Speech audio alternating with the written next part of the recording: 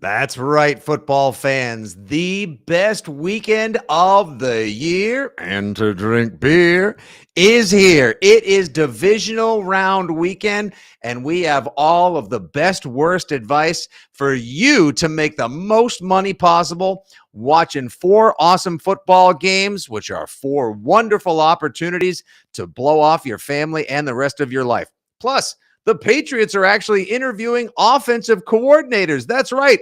Coordinator Palooza is underway in Foxborough, and we've got the latest. Come on, Billy.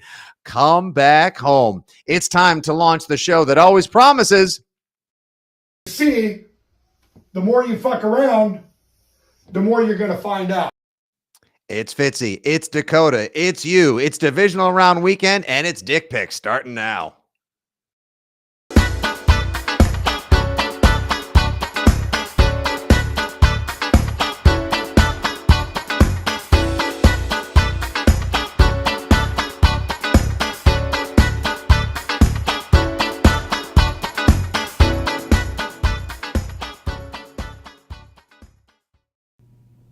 What is happening, hot stuff? Your old pal Nick Fitzy Stevens, alongside the cash bomb himself, Steve Dakota Hep, is here with you. And this is the Divisional Round edition of Dick Picks. I cannot wait. It is my favorite football weekend. We should have 4 great games coming up. Gentle reminder, of course, as always, we're brought to you by our friends at UnderdogFantasy.com.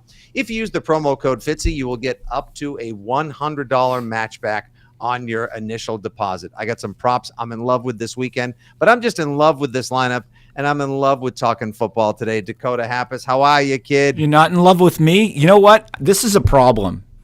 It's snowing out right now, and that's not great. If only someone had been telling you about it for the past week so that you could pick up your beverages and your foods in advance for the weekend. No, because see, I'm girlfriendless tonight, and I wanted to go into the seaport so I could, hang with some bros, and I just want it to be better weather. And, I hope this doesn't cramp people's style because I like going to Ocean Prime on a good Friday night. Very relatable to the common man and common fan going to one of the most expensive restaurants. Yep. And I will make this. If I end up going to Ocean Prime, and you guys can follow me on Twitter because I'm usually posting, that if you come up to me while I'm at Ocean Prime or anywhere out and you say, hey, I saw you with Fitzy on Dick Picks, I will get you a free drink. How's that? How about that right there? Thank you very much, Adam. Good afternoon to you as well. We apologize for starting a little late. We also have jobs and real-world obligations, but we wanted to make sure that we brought this to you. Yes, I had a fabulous birthday. Very much. Yeah, hump. Oh, our pal Sully, Jeff Sullivan. Do you know if you're friends with Steve, you see him every time when you write happy birthday? No, I don't. I do HBD. I always do HBD exclamation points. So Sully, are you an H? So I love if somebody has their middle name in there. Like for you, Steve Dakota Happis, everyone calls you. So I would write HBD SDH. SDH. Yes, some people do that too. That would be a good one. And then I'll throw in and a GFY for good measure as well. Just because that's kind of the signature. All right, Dakota, we got us an exciting weekend of football. It is my favorite football weekend of the year. But first, the Patriots are finally interviewing offensive coordinators. You got to coordinate. You got to coordinate. So far in the building, they've talked to Nick Caley. Do they need choice. It's only. I thought they had their OC. It's only. Yeah, no, they've got a dynamite play calling trio in there. No. So far they've talked to Nick Caley.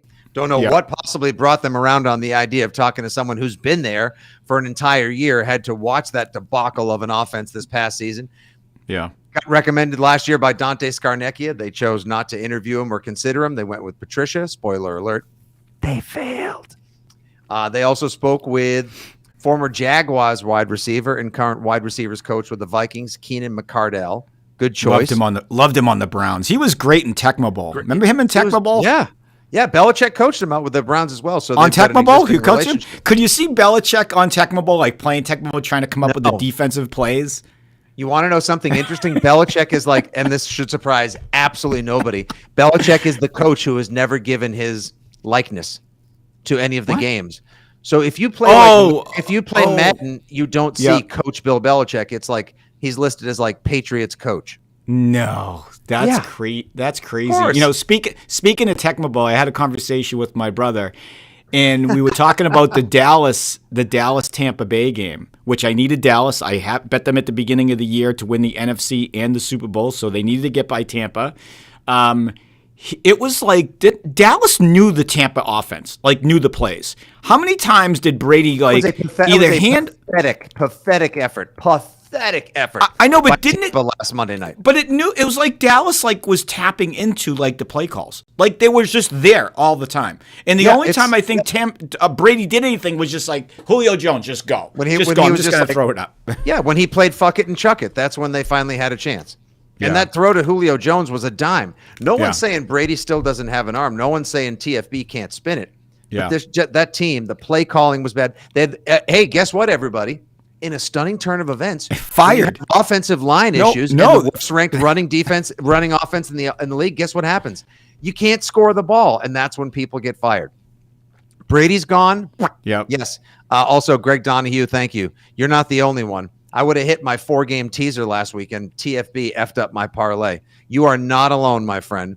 You are not alone. Yeah, they look terrible, but that's what happens when you don't have a line. You don't have a running game. Look what happened to the Patriots. Their line fell apart. Didn't have a running game. Why did they fire the OC down there in Tampa? That's I want to know. Speaking about offensive, wasn't he? This guy was like the next coming of Sean McVay. You know, he was going to actually get the Jaguars job before Doug Peterson took it, but his one prerequisite was fire the GM. That's the same GM that spent big money on Zay Jones and your boyfriend, Christian Kirk. Yep. I love me some Christian Kirk. Didn't. They kept him. And look what happened. Doug Peterson trotted out his giant brass balls last weekend in that massive comeback effort against the Chargers. No, but here's what I want to know, Fitzy, and help me out, okay? Mm-hmm. And I know it's all going to come back to one thing. But I will say this. Here's an offensive coordinator that was revered, that was in line to get any coach that he want. Not only head coach, but offensive coaching. So you're telling me that 2 years ago, he's one of the best offensive coordinators. Now he's out of a job? That, to me, doesn't mean Leftwich is a bad offensive coordinator. It's about the talent and the skill level and the playability, and there's another new word, and stone-headed or stone-roaded or steam-roaded that I had last week. No. Right? Once again, just to remind everybody, playability is a word. Let's see, where is it? I know. I keep. Don't worry about here. Don't forget, Dick Pics is the place to get steam-roaded. Steam-roaded. Okay, but I guess where I'm going with this is, and I'm not here to say that Patricia is a good offensive coordinator because he's not. But it's not all about the offensive coordinator. It's about the quarterback play, the line play, receiver play, tight end play, healthy play. So to me, I still think that Patricia wasn't as bad as Mac Jones made him look because Mac Jones' play digressed. If I don't say Zappy, I mean I'll give you. I didn't say him. I didn't say him doing it. No one is here for it. No one's here for it right now. I didn't say it. I didn't say it. But coordinators in Division Round weekend. Yep. Dude, I'll just say this.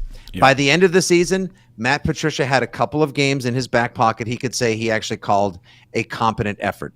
On the whole, people will tell you, given the Patriots' productivity, which was their worst since the year 2000. And it wasn't just Mac Jones. There's more people in that building and outside of it that believe going forward with Mac Jones would be the wiser choice than Patricia. He's just not the right guy because he literally had to reverse engineer an offense. It was too much to do.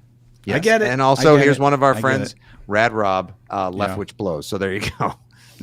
But he was great 2 years ago, though, right? Like, that's my point. Yeah, well, that's the question. It's like, why was he so great last year that he was the second coming? Yeah. And ready for a head coaching job? And why was he so bad this year that he takes the fall as opposed to Todd Bowles, who put that team to sleep? Terrible. The worst. We saw last weekend. This has been a point that we hammered home on the radio this weekend. I think everybody listening or watching right now feels the same way. You saw last weekend that while it does benefit you to have a super freak under center and have a laser rocket arm quarterback, that at the same time, if you have competent players and you have good culture and a great scheme and you're well coached, the football giants, guess what? You can get shit done. You can absolutely get shit done. Agree with you totally. Bowles was never good. No, he was so bad. Exactly. Thank you, Greg. Find a Jets fan, and first of all, say sorry. You didn't choose to be born into this. And then second, ask them about Todd Bowles. To a man and a fan, they'll all tell you Todd Bowles stinks. He smells. He's left outside by the dumpster. He's not good. That's just facts only. Anyway, the coordinators they brought in this week: Nick Caley, Sean Jefferson just interviewed today, Billy O'Brien, Adrian Clem used to play offensive line for the Pats. Now he's an O-line coach and a run game coordinator for University of Oregon, and Keenan McCardell. So they talked to 5 guys this week, which I think is actually, kind of a big deal. Do you think having a bunch of other people in, whether it was to meet with buddies, put a shine on them, satisfy Rooney Rule quotients and whatnot, do you feel like this has always been Billy O'Brien's job and the Patriots are just meeting with some other guys to, check a box? It was Billy O'Brien's job last year, but they couldn't come to an agreement with Saban. Saban didn't want, I think, to go into that season without Billy O.B. And this has been in the making all year. And I guarantee that Belichick said, Patricia, take the bullet on this one, play offensive coordinator. I've got Billy O.B. coming in here, and that was it. It was his job. They just needed to wait a year, and that was it. And end the story. And people are going to be like, and this will come out just like everything else, and everybody will give like, all right, Patricia was thrown into a job that we all knew that he was going to fail on, and it wasn't his fault, and they just needed to get to Billy O'Brien. Because why go get an offensive... It's a fireable offense for Belichick to torpedo a season, keeping Billy O in a holding pattern and having the rocket surgeon... They probably thought that Mac Jones was going to buy into the offense, and Mac Jones is probably saying, "Why should I buy into this offense where it's going to change again next year?" No, right? But if Mac Jones bought into the offense, and we heard right away in spring training, well, summer camp, not spring training, but all the way back in OTAs, that Mac Jones was like, "No, I don't want to run this offense." No. So that's like you running a sales department, having an underling come in and say, "No, I'm not going to sell cars that way." Right? You go to work for Lexus on Route 1 or Ernie Bach's Maserati dealership, and Dan O'Brien Auto, and their sales managers are going to say, "Here's how we sell." And then you come in there and say, "Fuck you, Dan O'Brien. I'm going to sell cars the way I want to." That's what Mac Jones did.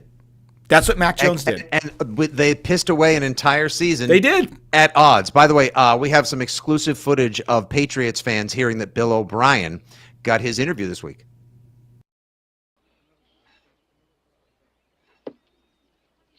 This calls for the old Billy Baroo.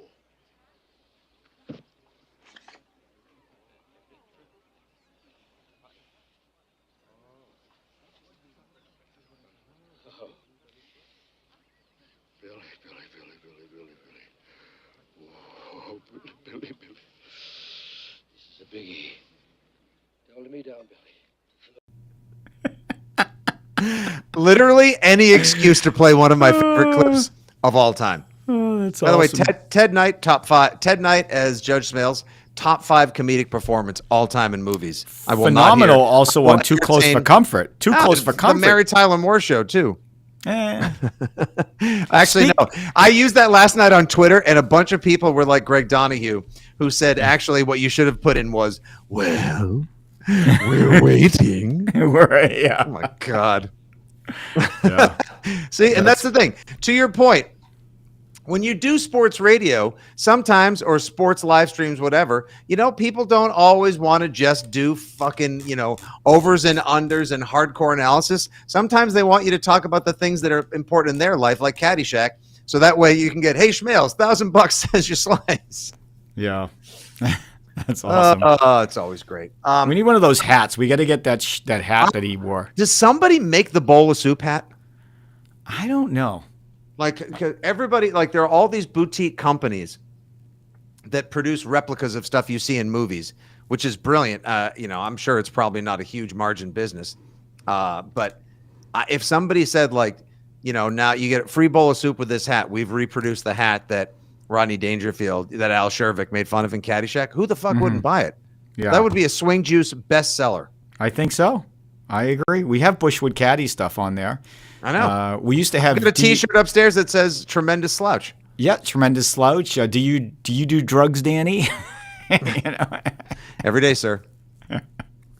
Yeah, I think Bill O'Brien's going to get it as well. The only coordinator that like really intrigues me would be Keenan McCardell, just because he spent time with Kevin O'Connell. He spent time with Todd McVay. You may be able to bring in a new, fresh mind who could potentially put a little extra spice in there as well. And maybe listen, because he was a great receiver that had 11,000 yards in the NFL and has much respect.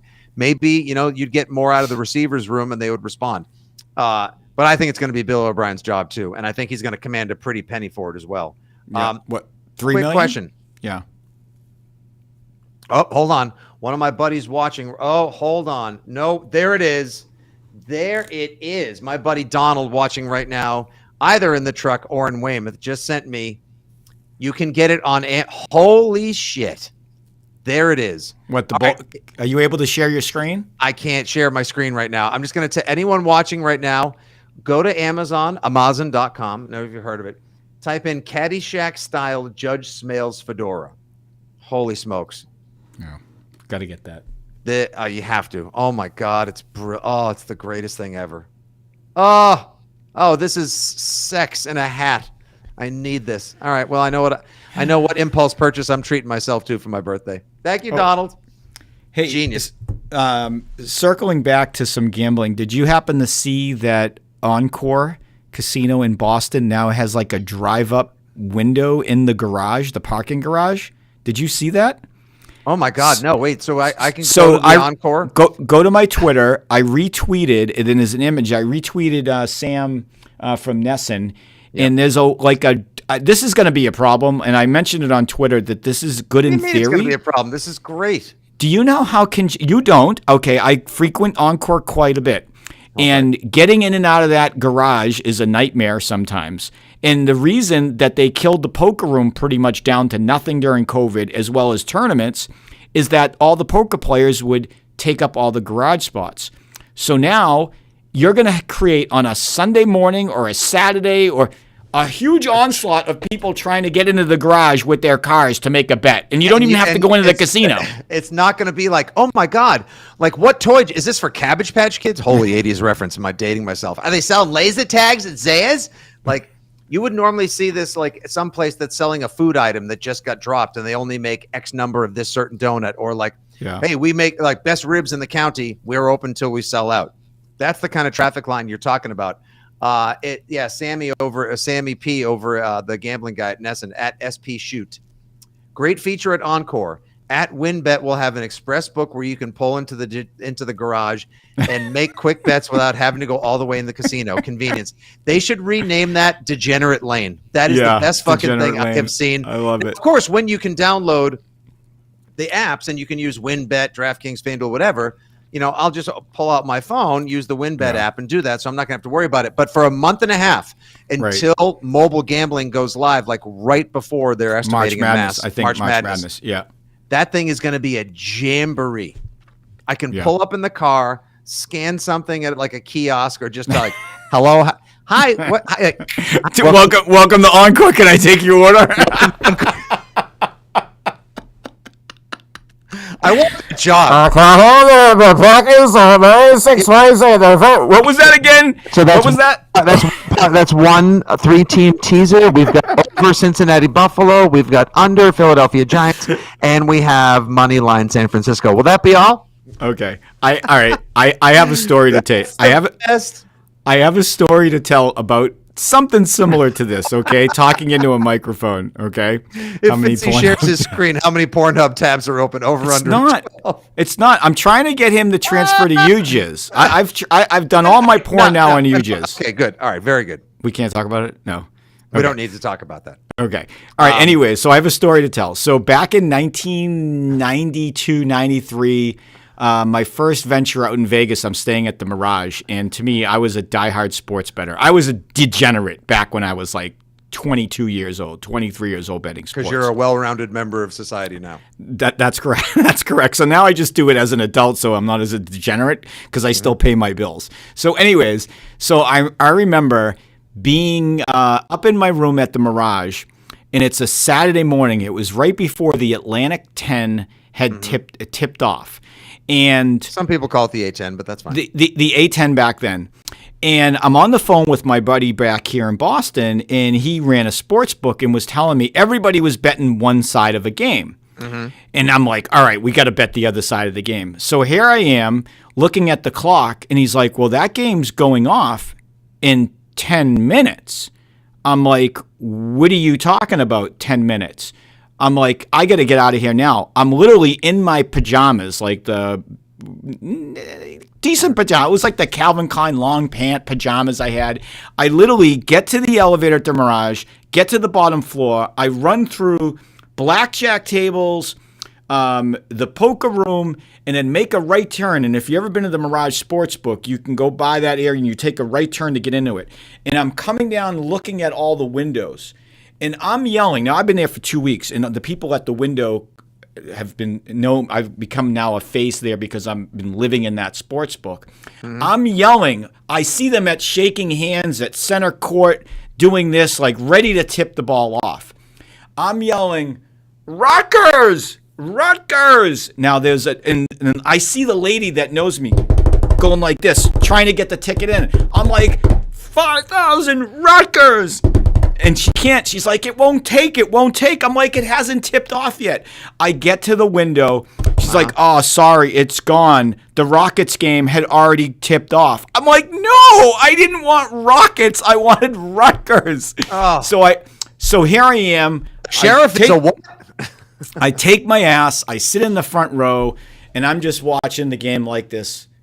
Rutgers opens up the game like on a 20-4 run, never look back, and I was just so depressed. I was just so depressed. Into like Chargers 27, Jags nothing, and you're like, I can't believe they didn't take my money. Oh my God! Hell. Oh, by the way, God. I can share my screen. Hold on 1 second. Yeah. Let me just minimize everything else that shouldn't be seen. Let's go ahead. I think they were playing Greg. I think they were playing George Washington. It was Rutgers versus GW. All right, hold on. I ready? think Mike Let me see if I Jarvis can was do the this. coach back Let's then. try this. Hold on. Ready? There we go. Chrome tab. And let's do this. All right, ready? Here it goes. Yep. There it is. I don't see There's it. the hat. You don't see the hat? Nope, not sharing screen. Oh, damn it. Hopefully hey, audience, let me know if you could see that. If not, Yeah, oh well. maybe I can't see it. Maybe the you audience can't can see it. Yeah, maybe the audience can see it just fine. Hold on. Let me. Anyway, let me there's go, the hat. Let me go to social. I will check the and I'll chat box see. right now. And Do. oh, did you hear about the guy last week when the Chargers were up 27-0 who bet 1.4 million just to make $11,000 and lost all of it? Is that literally is the stupidest bet of all time? There's been some reports that was fake, that was just a doctored type of image and wasn't real. So, I'm going to have, and since I do frequent DraftKings Sportsbook quite a bit, I'm going to have to get some, because I think it was a DK bet, right? I think it was a DK bet, yeah. Yeah. I think BR Betting, the Bleacher Report site, put it out. Yeah. Yeah. But why in the world? There's nobody in the world that would do that. Who would do not that? Make 11 grand? If it was 29-0, I could see it. But at 27-0, I'm not making the bet. Yeah. No, it can't. Not, and also not when it's the Chargers. Like who? Definitely. If there's one team in the NFL that finds ways to piss away leads and squander, 100%. Hold on 1 sec. I heard it from Colin Cowherd, so it's got to be right. Like that's literally the same thing. Greg is like, oh, I read it on Twitter, and apparently the hat did not come through on the shared screen. Well, I'll be a monkey's uncle. Well, take my word, it's beautiful. All right, Dakota. Yes, sir. Let's talk some wagering. So last week, let's see. Here we go. Last week, I went 3 for 4 on my wild card teaser. I decided if I just went with my first 3 bets, if I stuck with 3 like I did all season long, I would have won again. I had to lump Tampa in there, and Brady kicked us all in the nuts, or rather, Brady slide tackled into us like he did on that stupid play last Monday night. Lost my bet. You, as I put in the graphic, shit the bed hard with Vikings -3. The Giants flat out outplayed them. Your lock of the week was not good. Yeah. It was not good. Will you give the people what they need this week and help them pick a winner? Well, I hope so. I love the Bengals. There and, it is. You know, getting points, getting 5.5 points against a Buffalo team that almost lost to the Patriots, almost could have lost to the Dolphins. To Skylar Thompson. Exactly. Skylar Thompson. This tells me there is something that we cannot see that is going on with the Buffalo team from a talent standpoint. Okay, that they're not as good. I think it's a schematic standpoint. Well, whatever. Perhaps because they have a pass rush, they have speedy linebackers, and they have a secondary that's reasonably healthy with some good cover corners like Elam, Tre'Davious White. But what am I missing that they almost lose to the Patriots, or rather they go 4 quarters with the Pats? They should have lost to the Patriots. They should have lost. Honestly, they should have. The Patriots. We were going in for 2 touchdowns opportunities in the third quarter to take the lead. And if the Patriots get that lead by 7 points, Fitzy, they're winning that game. And, Buffalo was dead. Throws a bad pick, 2 kickoffs for touchdowns. No, the Patriots definitely were allergic to that victory once again and gave it away, which is the story of their past season. You tell me, and maybe someone else in the chat box knows, why is this 5.5? Why shouldn't this just be like 3.5 tops?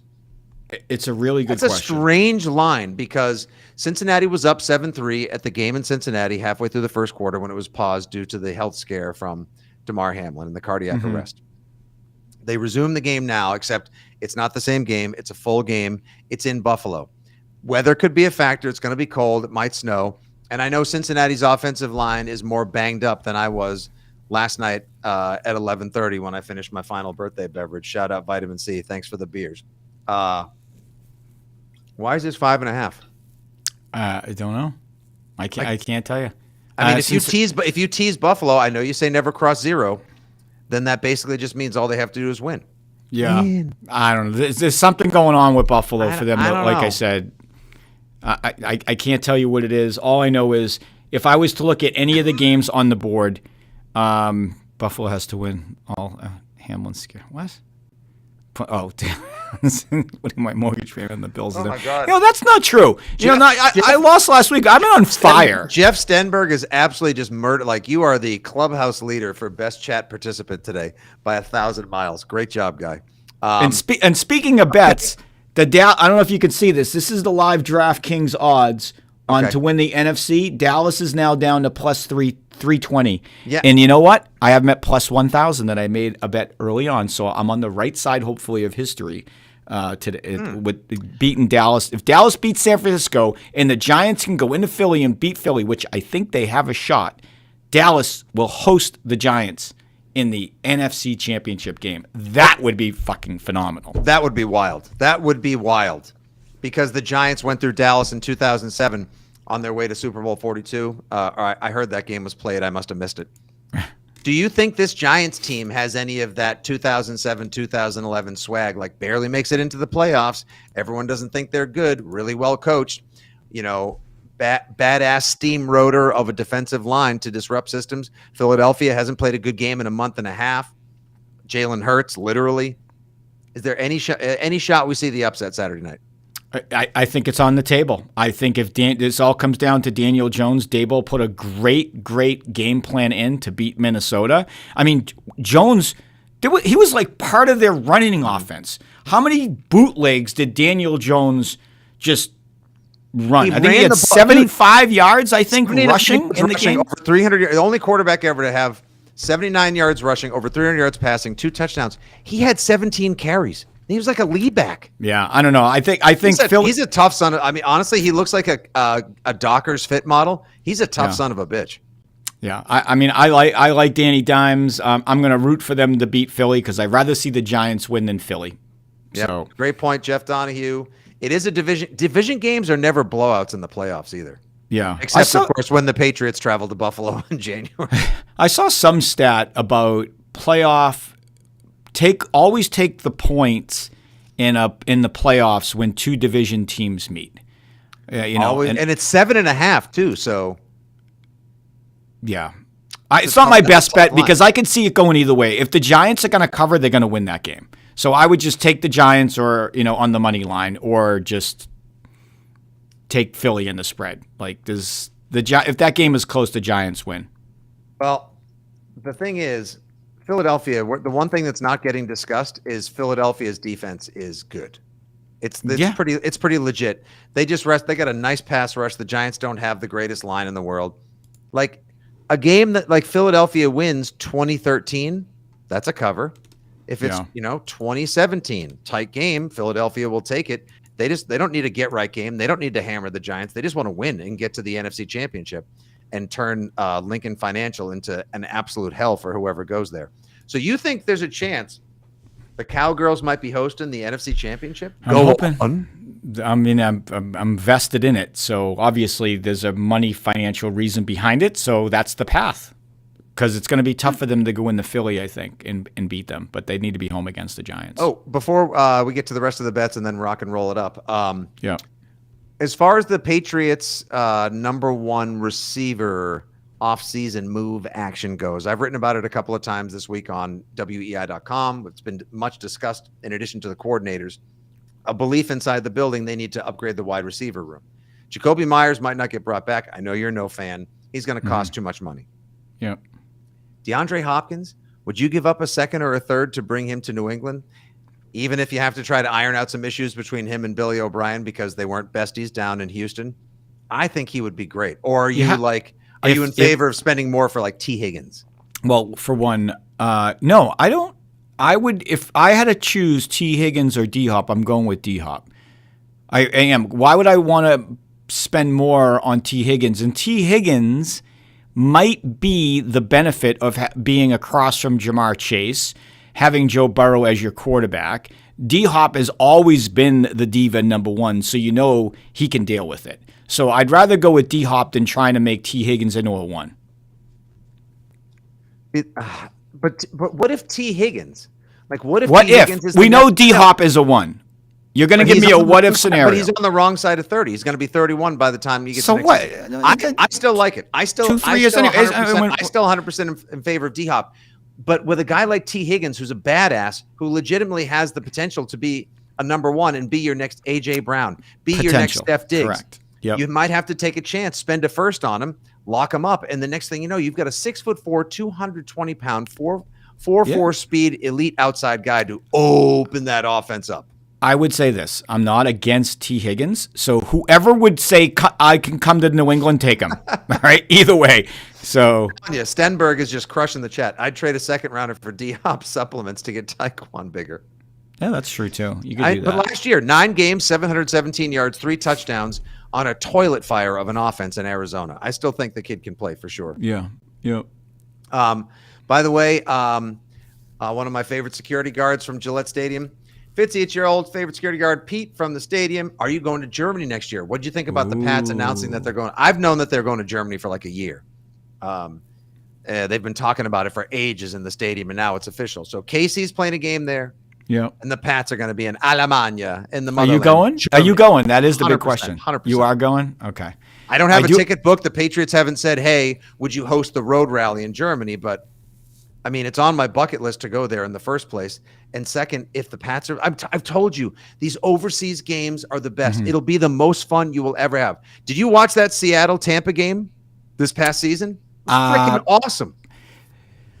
I'm not opposed to going, Fitzy. So if they won't pay your way, maybe we can figure out a way to get over there. Because I have some clients over in Germany, so I think I could probably, got to go meet some clients over in Germany, and maybe I can get us some good seats from my clients over in Germany. That would be even better. I know. It will. It literally, yes, Greg Donahue, it literally will be an Oktoberfest to remember. I mean, can you imagine just hoisting steins later? Do we know when the date is? Is it? No, schedule release is not until, I want to say mid-April, and then the draft is like 2 weeks later.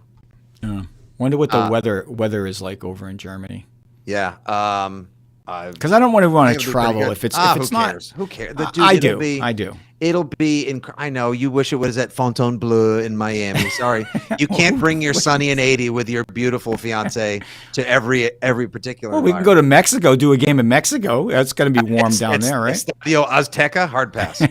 8,000 feet in the sky with crumbling infrastructure, hard pass. Might get bloody noses just from living out there. Hard pass. No thanks. No, I'm 100% in. I already know somebody from a brewery who might be going over. I might tag along there, maybe with the Patriots, little combo. I think it would be an effing blast. All right. Hope any of you guys can make it over there. It'd be a ton of fun. All right, let's get back to our divisional round picks. Here we go. First game, 4:30. Jags at Chefs. It's 8.5 currently on the DraftKings betting line. Oh, it's back up to 9, over under 53. I think the Chiefs win by 10. Going with the Jags in this game. There you go. I said earlier the Jaguars could surprise and come out of the AFC. They have the talent. They have the offense. They've got the moxie. They've got the defense. I've seen Kansas City play too many close games. They almost lost to the Chargers at Kansas City. Tennessee should have beaten them. I think the Jags blew doors on the Raiders after the Raiders went toe-to-toe with the Niners the week before. That doesn't mean anything. Let me have the close ones that they almost lost. Point. Okay. Exactly, right. Like, I don't care about those games. I'm looking at Tennessee went in there with no quarterback and almost beat them. So I think the Jaguars can have a shot of beating Kansas City, and that would be phenomenal. Okay. Next game, Saturday night, 8:15 from the Link, which likely is to turn into the Clink because there'll be a lot of people going down to the jail cell after a full day of crushing Yinglings and steak bombs in the parking lot. You have the Giants getting 7.5 currently against the Eagles. Jalen is hurting, but their defense is healing. I got to tell you, you can't have better coaching or more momentum than the Giants after that win last week against Kirk Cousins and the primetime fraud squad at the Skull Hole. Yep.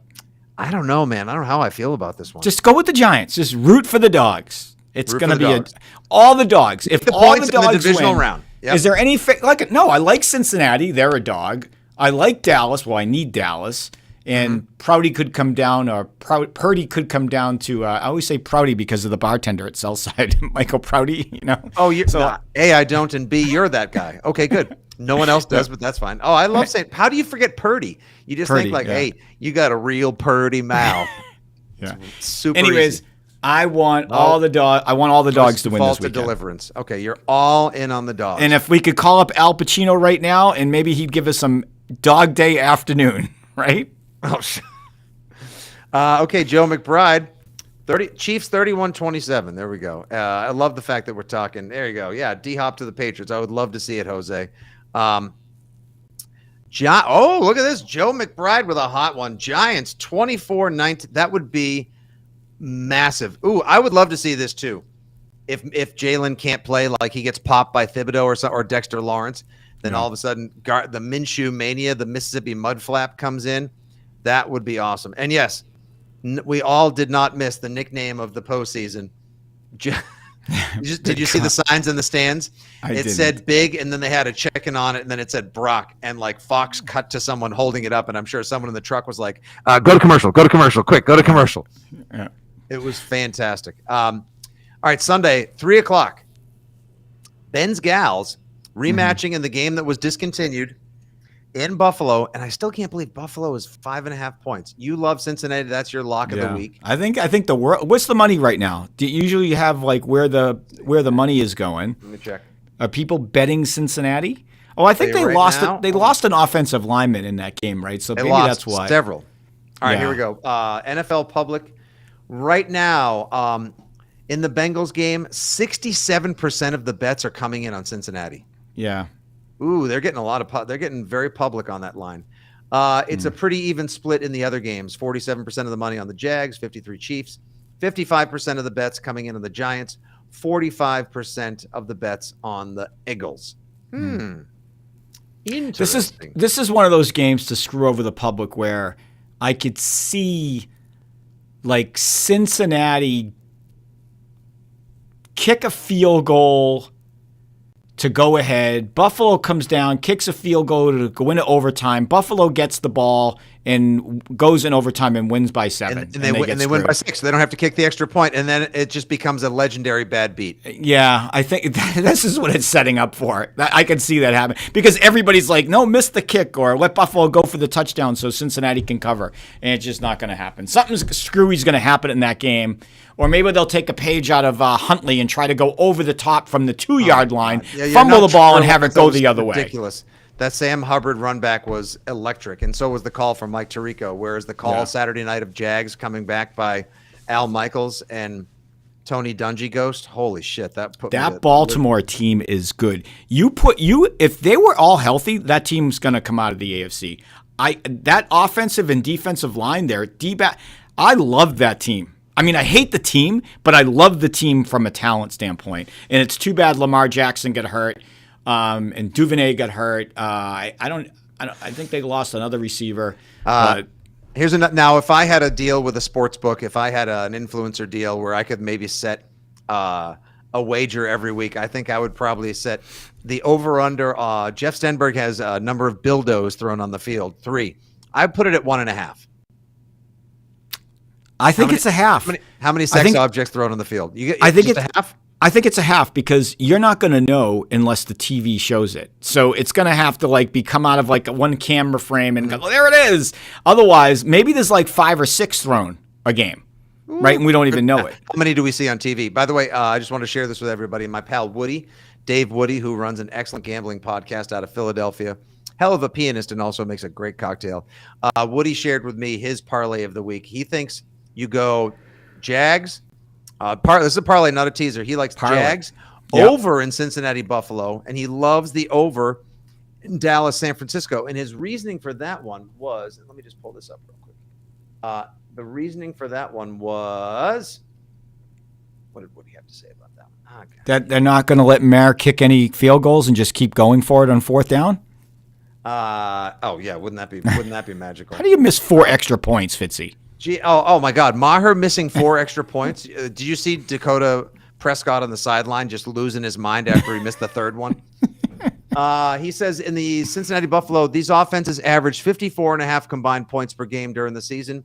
I don't expect either of these QBs to choke, even if there are pass rush and line issues. Dallas, San Francisco over 45.5. Dallas pass D has gotten weaker as the season's gone on. They're not going to find a way to cover Kittle, Debo, and Ayuk all at the same time. Niners D is great, but vulnerable deep. I can see CD roasting them a couple times. And for the Jags, this is very interesting. The Chiefs are just 6-10 against the spread this year. That was to your point. Yeah. Jags come out fired up, ultimately lose because Mahomes is too good, but they keep it close. It's a great watch, and they cover in the end. I could see it. I'm going to put some money on this one. Looks like there's going to be perfect weather, too, in San Francisco. Is that game on Saturday or Sunday? That's the 6:30 game on Sunday night. Yeah, it's 56 degrees, partly cloudy. Oh, perfect. Less than 10 mile an hour winds, 23% chance of rain. Precipitation. All right, I'm going to give you guys now my idiotic divisional round teaser supreme. Here we go. Let's open things up with. I'll take the Jags. You get to tease them up to 14.5. I'll take the under in G-Men at Eagles. That makes that 54.5. I'll take Cincinnati. No way they lose by more than 10. That makes them 11.5. And I'll take the over, per my guy Woody's advice, in Cowboys Niners. That means it just has to go over 40. So once again, give me the Jags. Give me the under in G-Men at Eagles. Give me Cincinnati. And then I'll take over Cowboys at Niners. That's my idiotic divisional round teaser supreme. 4-team teaser parlay? Is that how that works? What are the odds on this? What are you going to get? Let me see if I could actually. I'm not in the sports book right now, so I don't have my phone with me. I don't care what the odds are. I'm just going to bet it. You just like them. So all 4 have to win? You're going to bet them all flat? No, this is a 4-team teaser. It's a teaser. That's why it says right there on the graphic, Fitzy's idiotic divisional round teaser. All right. I didn't know. Sometimes you get better odds like for 4-team teasers. Oh, no. I'd get much better odds if it was like a 4-team parlay, but I just want to win money. And I think you'll win a lot of money if you got some stones and put it in. 5 seconds. Lamar Jackson. Would you or wouldn't you? Yes. It's going to cost you 2 first-round picks and $200 million guaranteed. Yes. Okay. Yes. It means Mac Jones is not your quarterback. I'm a yes. Okay, good question. Who's got the worst gambling problems, Calvin Ridley or Dakota? It's a good question. It's a good question. See, gambling, is it just sports betting or gambling on like the stock market, gambling on other things? Like, yeah. I think I have a gambling problem with everything I do. Mm-hmm. It's not just sports betting. And Ridley just might be sports book, so I'd probably take me over Ridley. Yeah, Pete Austin, good point. How many dildos can they sneak in? Depends how many they catch at the gate, to which I just replied to him, you should see where people hide those things. Yeah, when you just put them in your pants front pocket. When you said put them in your pants, they put them in their I mean, pants, that's where they would go. Right in the front pocket, you know? They're not going to get patted down. Not with the bulging pocket. No one's going to search where they can really keep them, and that involves the sun not shining as well. All right, should be an amazing. Wait, Jesus. Remember the surfer girl who got her arm bitten off by a shark? I'd rather her throw passes with her nub than Mac Jones. Wow. Jeez. Oh, by the way, quick TV note. I started. And our pal Denora win it for Uche. It's called a prison wallet for a reason. I started watching White Lotus. I'm adopting. We were talking about that this week on the Rich Keefe show. I had to watch The Last of Us based on the video game to talk about it on his show because he loves it. It's great. Yeah. I asked the audience. Don't tell me. I've just finished season 1. Don't tell me anything about season 2. So I asked, should I watch it? And the text line and some messages I got were, White Lotus season 1 isn't that good. White Lotus season 2, which is different. It's an anthology style show. White Lotus season 2 is money. Everyone said absolutely watch it. It's a whole different type of show. It's really odd. And the characters, some of them you'll know, some of them you don't. One girl's smoking, the season 1 girl that's married, that ends up getting married. She's unhappy on her honeymoon. And what do call it's there from Stifler's mom? She's in it. She's in both seasons. Jennifer Coolidge. She's the only one who's in both seasons. She's the only one that's in both seasons, right? In the second. I also point out Jennifer Coolidge, a.k.a. Stifler's mom, she's from Deluxeberry. Really? She's a masshole, yeah. She's one of ours. We get to claim her. I'm wondering if we ever came in contact with her and her siblings then back then. You know? I probably did not, but that's okay. No? All right. Yeah. Any final thoughts you'd care to share before we wrap up today's chat? No, none at all. I'm just gonna plan on maybe playing poker this weekend and watching the big screen football games at Encore, I think, because I got nothing else going on this weekend. So long as the weather allows for it, it should make for a fabulous time. Once again, I'll give you Dakota's lock of the week. He's in on Cincinnati, getting 5.5 Sunday, 3 p.m. up in Buffalo. Will be a very emotional scene. My pal Woody's Division Round parlay. Jags over in Cincinnati, Buffalo, and over in Dallas, San Francisco. And your old pal Nick Fitzy Stevens, idiotic Division Round teaser. Jags under in G-Men at Eagles, Cincinnati, and over Cowboys at Niners. All right, this has been an excellent edition of the old Dick Picks for the Divisional Round. You can follow him at Dakota Happus. He did promise if you approach him anywhere, at a restaurant, at the casino, or beyond, and say, hey, I saw you on Dick Picks with Fitzy, your next beverage is on Dakota. Yep. And if you ever approach me and say the same thing, I will punch you in the nuts. No, they have to buy you a drink. They have to buy me a drink, exactly. That's correct. And I'll gladly drink it. All right. Yep. Good job, Dakota. Always a pleasure, my guy. Thank you guys Thanks, for Fitzy. participating in the chat. Thanks for watching. We'll talk to you soon. Until then, enjoy the best weekend of football. Take care. Get some rest. Get a drink. God bless. Go Pats and go